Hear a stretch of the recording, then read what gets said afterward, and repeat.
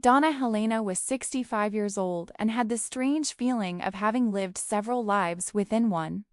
She raised her children with absolute dedication, always putting their needs before her own.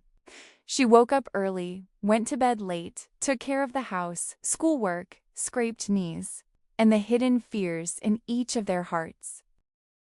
When her husband fell ill, she was a nurse, a companion, and a source of strength until the day she became a widow and the house became too big for the silence that came to inhabit it. As time passed, the children grew up, went their own ways, and started their own families. Visits became rare, phone calls short, and the grandchildren, once so present, were now memories preserved in photos on cell phones and dusty picture frames. Donna Helena understood that the world moves fast, but her heart couldn't keep up with that pace. Mornings were the hardest. She would wake up without haste, without a clear purpose. The coffee would cool in her cup while she watched the yard through the window, remembering the time when the house was full of voices, laughter, and a bit of chaos. Now, what filled her days was a weariness that didn't come from her body but from her soul. A silent discouragement, difficult to explain. She felt alone, not for lack of people in the world, but for the absence of those who had been the center of her life. Sometimes she wondered if she had done something wrong, if she had loved too much, if she had forgotten herself along the way. Other times she simply accepted sadness as a constant companion. Still, there were moments when Donna Helena found small refuges, tending to the plants, listening to old music, writing memories in a notebook forgotten in a drawer. They were simple, almost invisible gestures, but they kept her going. Deep in her heart there was a timid hope that one day the phone would ring unexpectedly, that someone would knock on the door just to stay, that she would once again feel needed, seen, loved. Because despite everything she had done in life, Donna Helena was still someone, and her heart, even weary, still had much love to offer.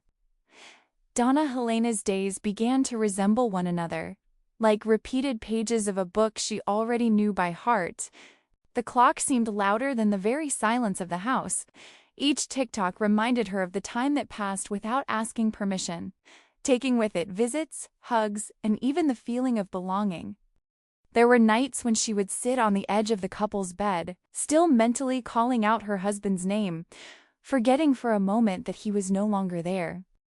The pillow beside her remained untouched, cold, as if emptiness had chosen that space to dwell in.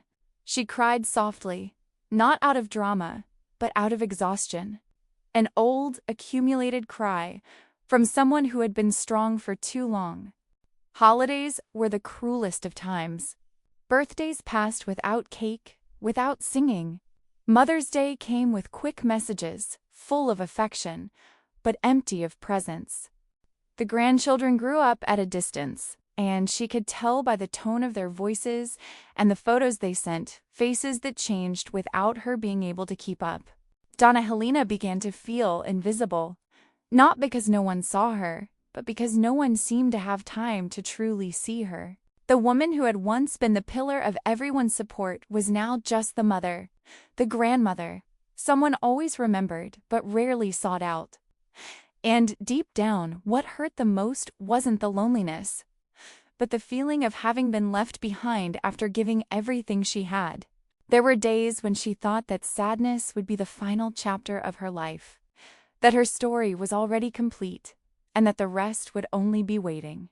But slowly, almost without her realizing it, something began to change. It all started too small to be called a transformation. One day, while tidying an old drawer, she found a forgotten notebook.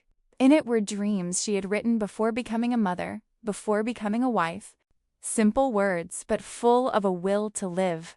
She read them and cried, not from sadness, but from recognition. That woman still existed there. Then came the habit of walking in the morning, at first just to pass the time. Gradually, he began to observe the sky, the birdsong, the rhythm of his own breathing. He started smiling at strangers. He felt part of the world again, albeit discreetly. Donna Helena started doing things just for herself again. She bought flowers without expecting visitors. She prepared simple dishes, but just the way she liked them. She began listening to new and old music, dancing alone in the living room without fear of looking ridiculous. She discovered that silence didn't have to be an enemy, it could be a refuge. One ordinary afternoon, sitting in the backyard with the sun gently touching her face, she realized something important. She wasn't waiting anymore. She didn't wait for phone calls to feel alive, nor for visitors to feel important. For the first time in a long time, she was completely in her own company.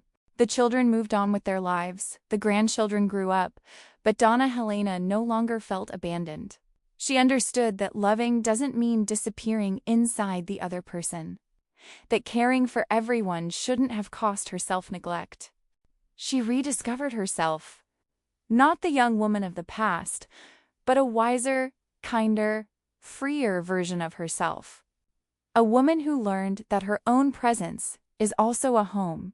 And so at 65, Donna Helena found happiness again, not because everything around her had changed, but because finally she had chosen herself.